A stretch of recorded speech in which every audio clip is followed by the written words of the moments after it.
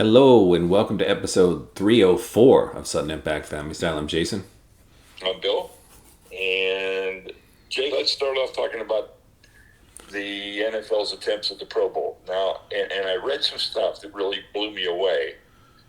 You know, last year's Pro Bowl, which I thought was terrible, like All of them. every other Pro Bowl, had higher ratings than the NHL Finals and the NBA All-Star Game. Yeah, people love the NFL. And So with that statement, do you think the XFL, the USFL, and now the soon-to-be re-emerging Arena Football League, is that too much? for those things, yes, because they never work. And, I love football. It's my favorite spectator sport. And every time they come back around, I try to pick a team or pick some players and, give it a Saturday or a Sunday watch. And it doesn't happen. You know, time is valuable. It There's doesn't only happen because why? Because of talent? because of talent. It's not, it's like watching it, it's watching the JV at best, right? It's probably more like watching the freshman team. And I think when you look at the NFL, what plagues the NFL is there aren't 32 good quarterbacks in the world, right?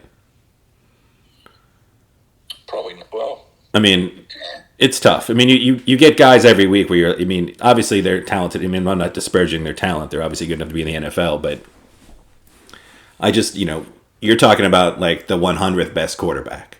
Because if you're in the top 90, you're on an NFL roster, right? probably. Unless you're like a Kurt Warner that fell through the Yeah. cracks. And that's what you're hoping for is a fall through the cracks guy. But I mean, I think when you look at the history of all these leagues, like, it's pretty rare that he hate me comes along and ends up in the NFL, right? Right. Usually get a wide receiver, some defensive back. I think the Steelers had one from the XFL this past season. I think he got cut, but it's a big disparage in talent, and it's apparent when you watch the games.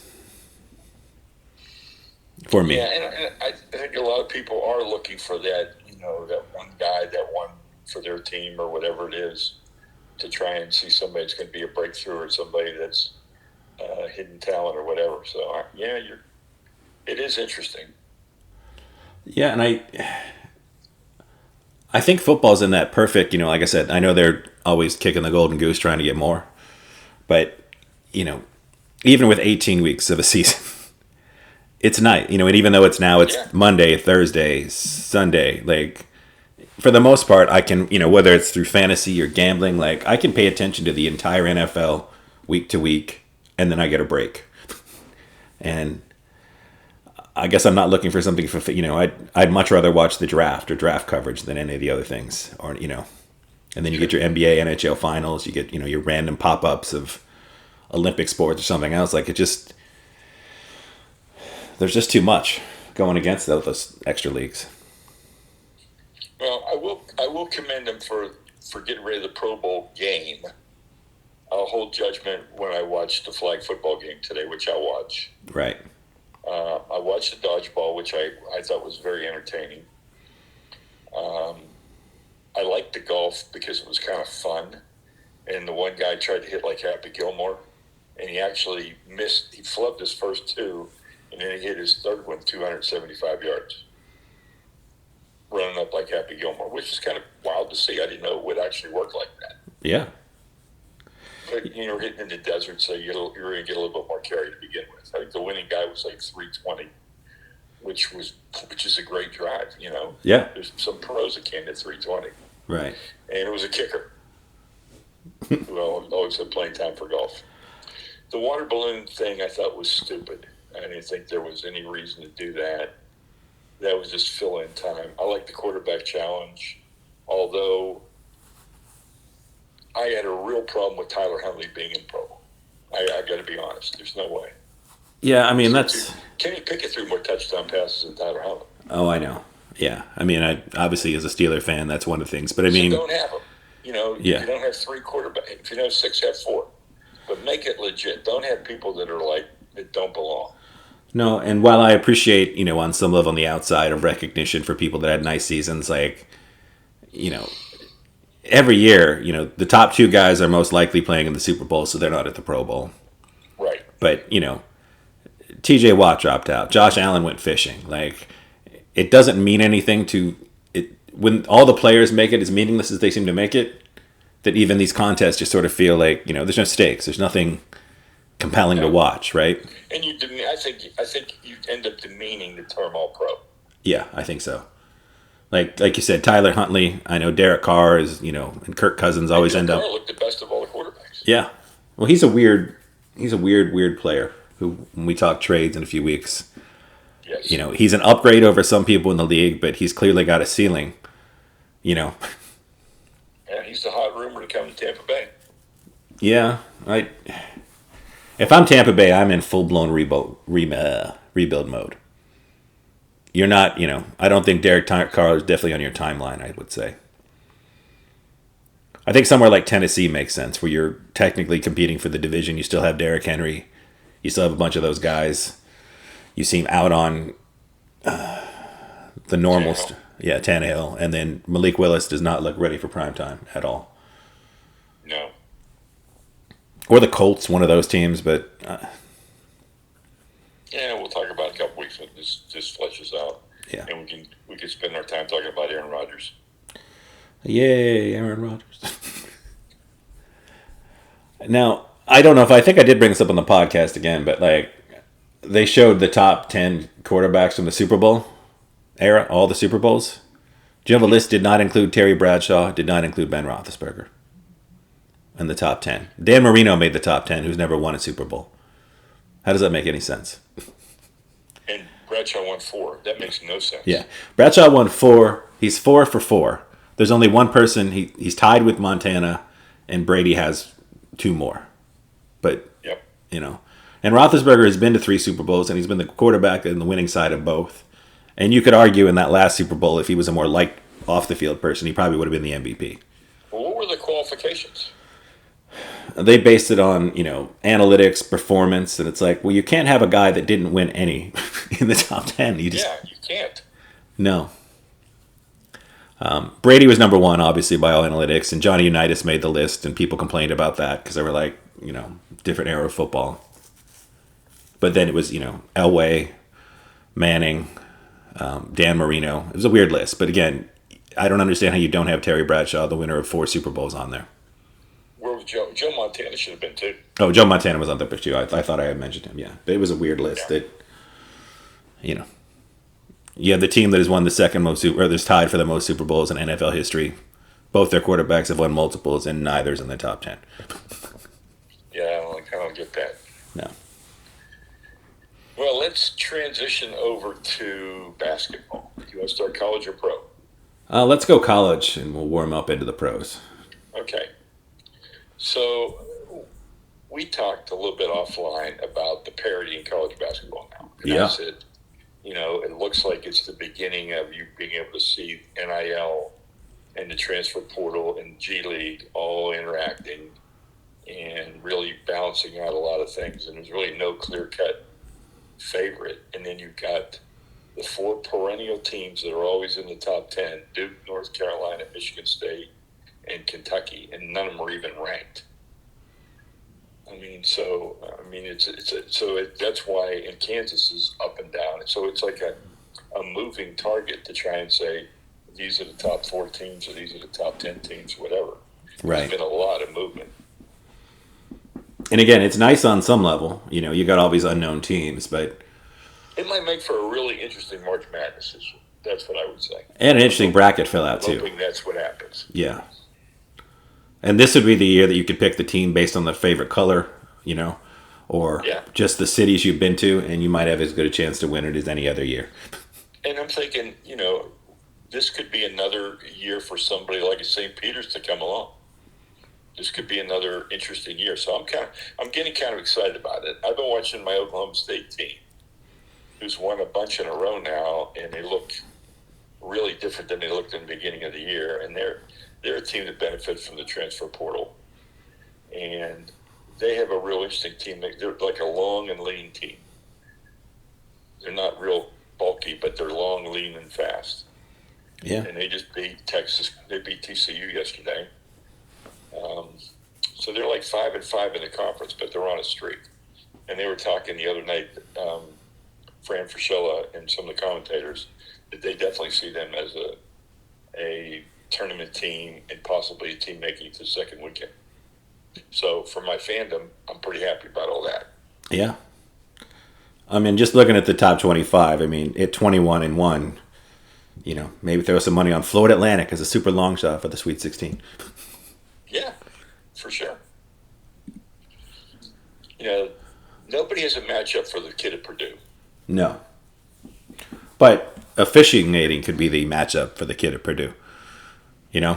He could find himself sitting pretty early in the first half with 2 or 3 fouls just based on how they call that game. And I assume if I'm an opposing team, I'm running to that kid, almost every possession I have, right? I'm doing something to try to get him off the court. It's a good strategy. The women's game, South Carolina looks really, really good. LSU looks good. Iowa looks good. Caitlin Clark looks like the player. There are some really interesting teams there. But I don't see. I saw South Carolina play a real close game against UCLA. So I'd have to see. I mean, it could be, you could do your seeds in the women's game and go chalk. And all 4 of them can make the finals. Well, the women's in general has been a much more chalk tournament over the years where you can kind of, just pick the better teams.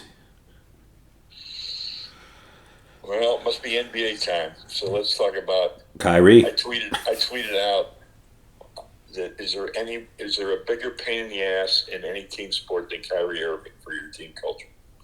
And that was my tweet. Some people gave me like Josh Donaldson and some other things. And somebody said Antonio Brown, which I would agree with. To an extent. Look at how many teams Kyrie's been on. Yeah. And that's what trumps Antonio Brown. And so I think Antonio Brown's a pain in the ass. Yeah. I think Kyrie is a much bigger pain in the ass. I mean, based on statistics alone in his first 8 years of his career, Antonio Brown is one of the greatest receivers of all time. He helped teams win, and he obviously has a lot of emotional and crazy issues, but it's also football. Like, I don't think you can crater a team with one player in football outside of quarterback as much as you can with basketball. And again, we're talking about the Brooklyn Nets, who are currently 32-20. They're 4.5 games back of the number 1 seed in the East. They're in the 4 seed. Like, that's, it seemed like, they found a way to make everybody work. And then Kyrie said he'll sit out the rest of the year if he's not traded because you didn't want to give him a 4-year guaranteed contract. And he knew that. He knew he wasn't. He knew he was playing for a contract anyhow. That's what really upsets me about this. He just picks the time to be the most disruptive and the most unsettling and the most damaging. Yeah. And it's just, that team, you look at Kevin Durant, who's 34 and multiple knee injuries, playing, MVP basketball when he's on the court, but he's also a very disgruntled player who's probably going to want out now that Kyrie's gone. Ben Simmons looks like he's always going to be whatever this is. Like, we've seen what Ben Simmons is, and this is what he is, right? Yeah, we can't figure it out. He's not going to score, and he's going to be a liability on the offensive end when you're in the half court. Because as good of a passer as he is, he's so passive as a shooter and so non-aggressive as a shooter that, teams, he counters up his positives with negatives. And again, like you said, if you're trading for Kyrie, he wants this guaranteed money. He wants a 4-year deal. I guess he could take Russell Westbrook's money off the table, right? Yeah, I mean, that's what will happen. I think that's where he goes. I think he goes to the Lakers. Yeah, supposedly it's the Lakers and the Clippers who are looking at him. But yeah, that's... I don't know. I'm kind of more concerned about, like, are the Bucks going to get that one more player they need? Or the Nuggets going to get that one more player they need, right? Right. Or even Memphis. Because I'd like to see one of those 3 teams. Those are the teams I really enjoy watching. I think Cleveland's still at least a year away.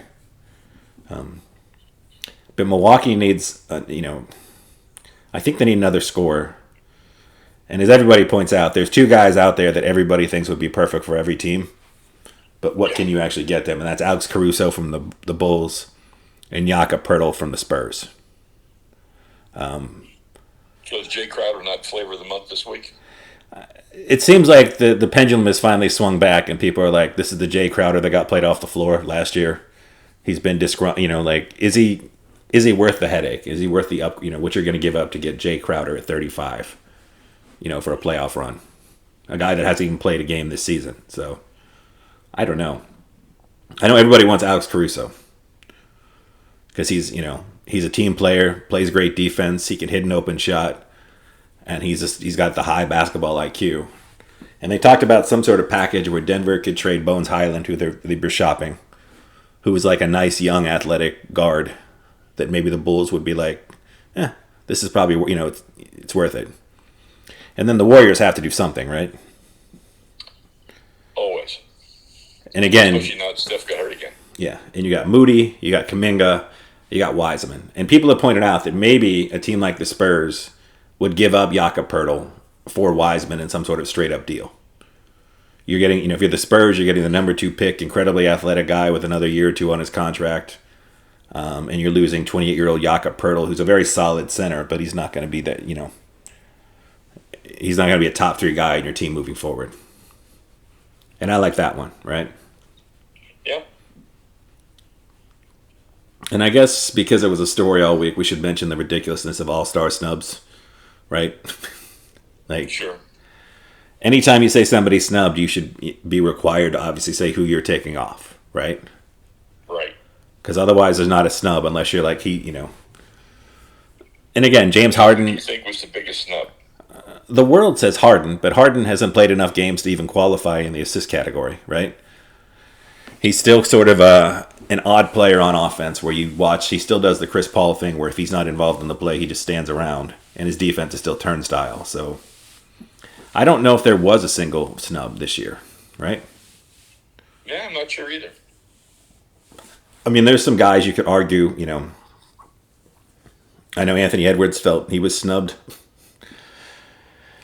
That one I might agree with. Yeah, I mean, that's the one where it's like, yes, but I'm like, when you show me all the other guys on the All-Star team, like, you would be one of the last in, first, what are they, first last in, first out kind of guys anyway. Yep. So I'm not sure that you've, clearly made like this declarative, we must. Yeah. Well, it's still early in the week. It is. And for the record, the Lakers are... He could still end up there. Yeah. And I've heard a rumor, I guess we'll just throw out rumors because that's exciting for podcast talk, that Chris Paul back to the Clippers. What do you think of that? If they got Kyrie. No, they would. If they don't get Kyrie, they would push hard to get Chris Paul. Because they said Phoenix is growing. I'm saying the Suns. I don't think the Suns let him go. No, I mean it. Unless they bring Kyrie in, then I think they have to let him go. Yeah. I think it's tough though, because I mean, he's once again looking like he may not be all the way healthy throughout the playoffs, and maybe seeing him play with Paul George always hurt, and Kawhi Leonard always hurt. Sort of an old man threesome of hurt guys. Make one title run might be fun. Yeah. Like I said, though, if the Suns would get Kyrie, then I see the move. If not, then I don't see the move.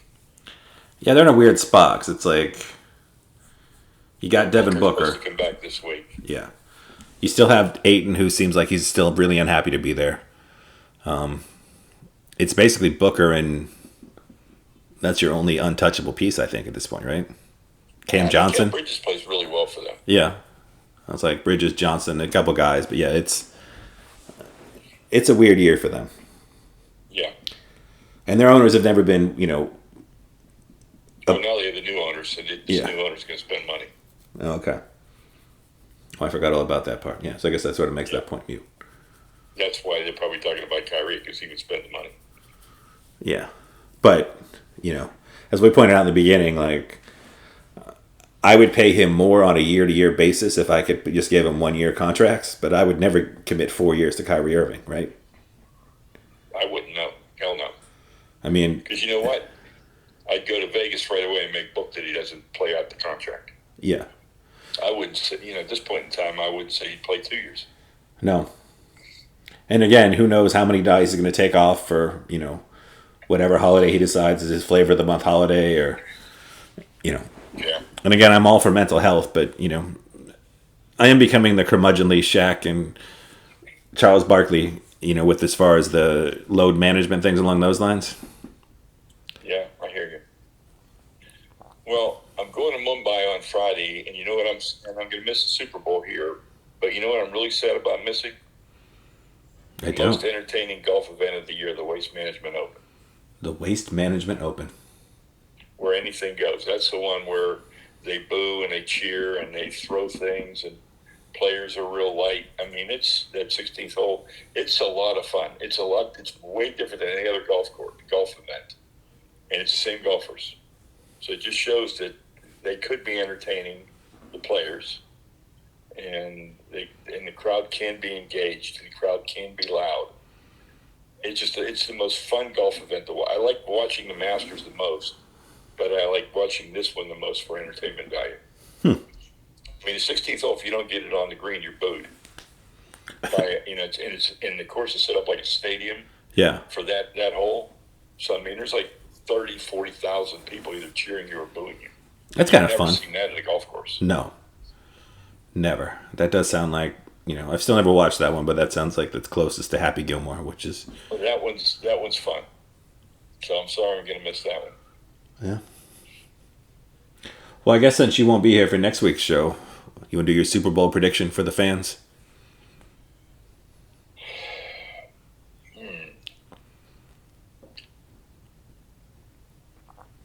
With the obvious caveat that nobody gets hurt, or we have, as long as the teams are sort of where they are now.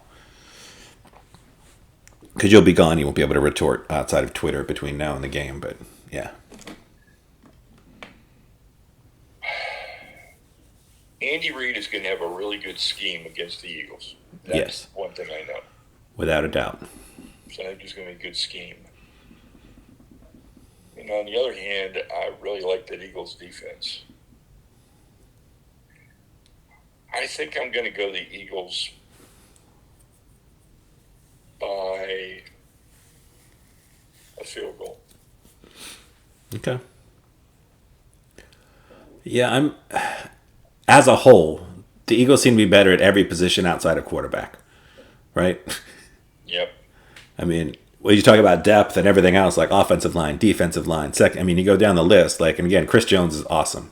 And, that the kid out of Purdue, the Chiefs have a really good team, but I just feel like if you're talking top to bottom depth, you would check mark Eagles on every single thing except quarterback.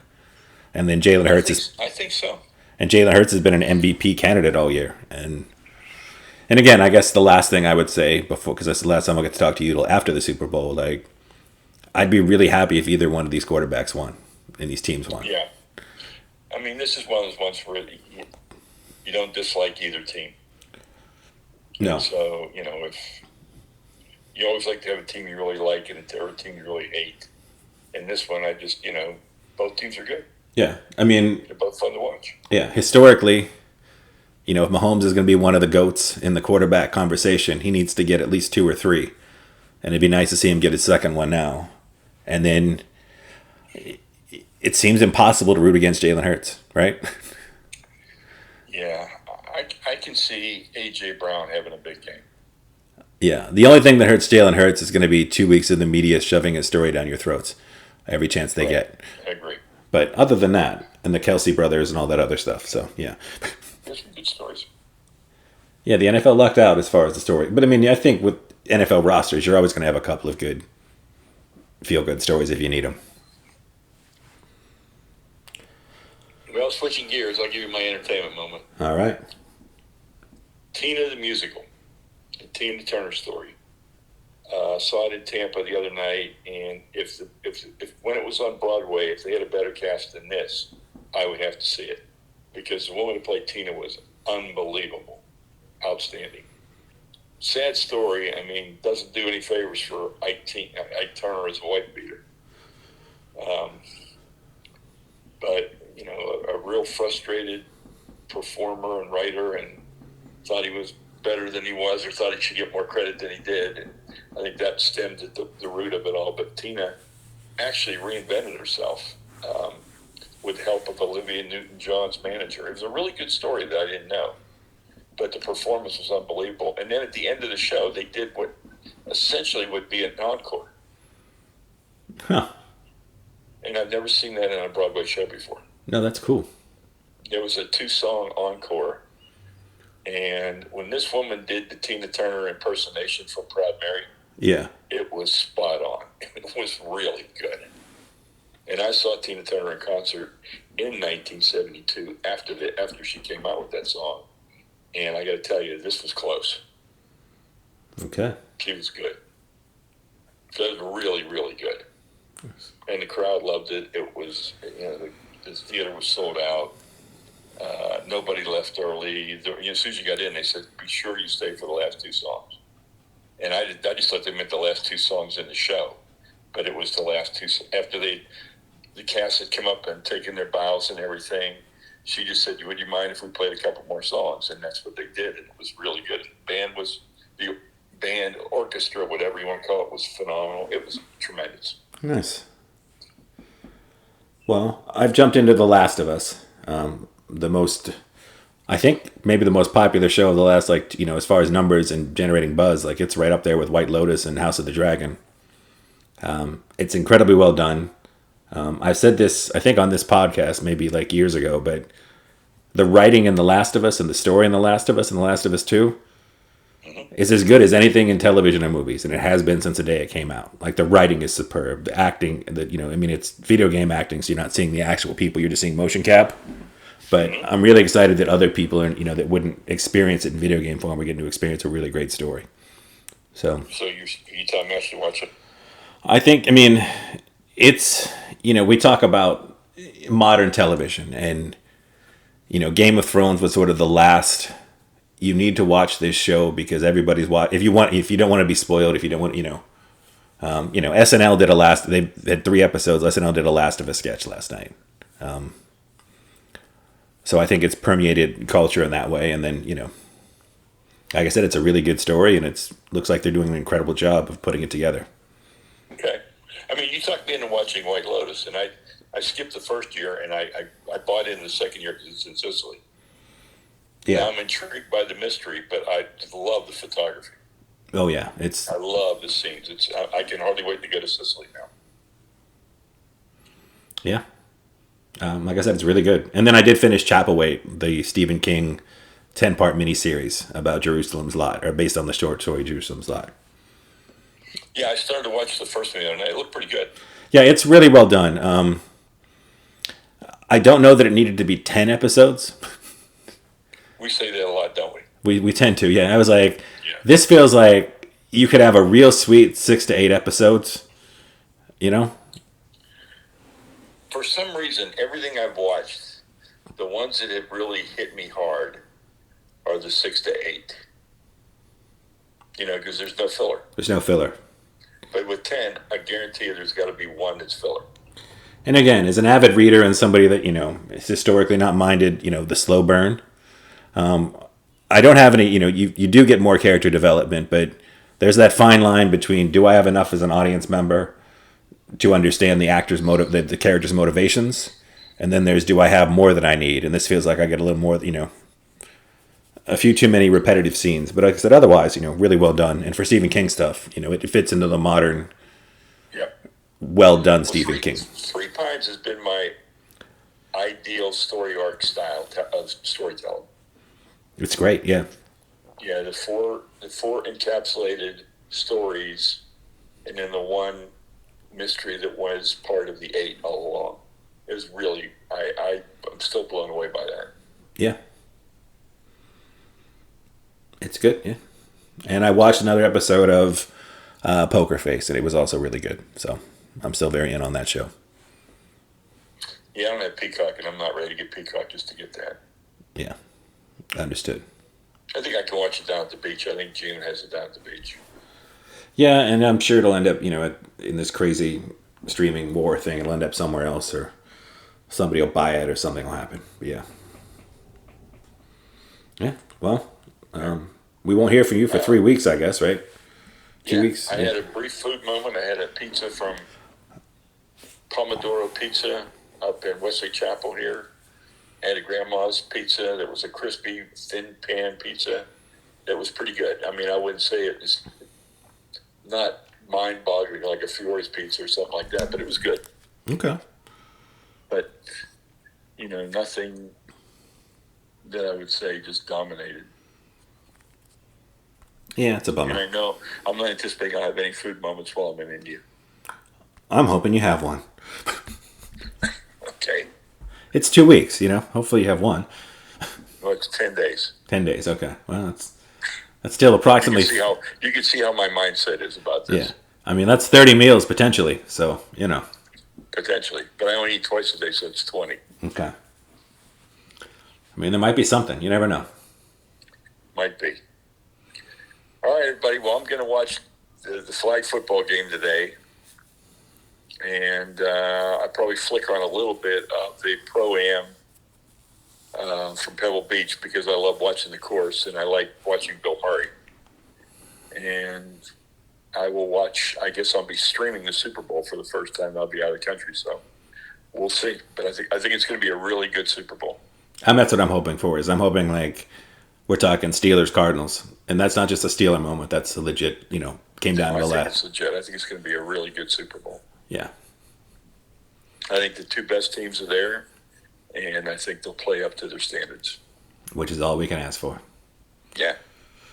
All right, buddy. Have a good week.